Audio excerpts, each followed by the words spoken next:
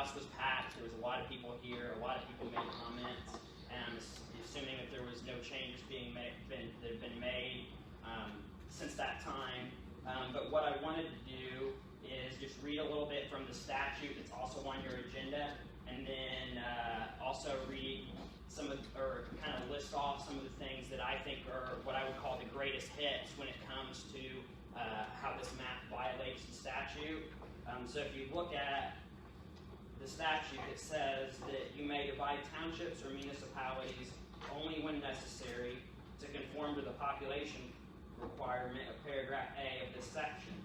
So then if you look at this map, you've got Belleville Township, for example, which has a population of 42,000 people, but it has, at least that I'm aware of, 13 different county board districts.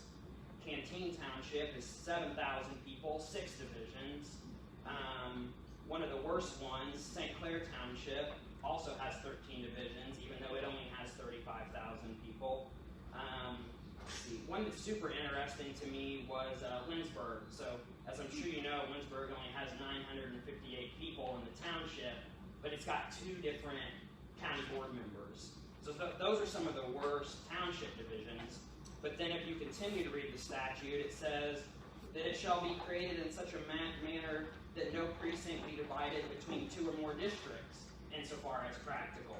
So then I pulled a list of, well, what's the, you've got 215 precincts in St. Clair County, and 111 of those precincts are divided at least into 2 county board districts, with some of the worst offenders, like Caseyville 12, being divided into 6 different county board districts.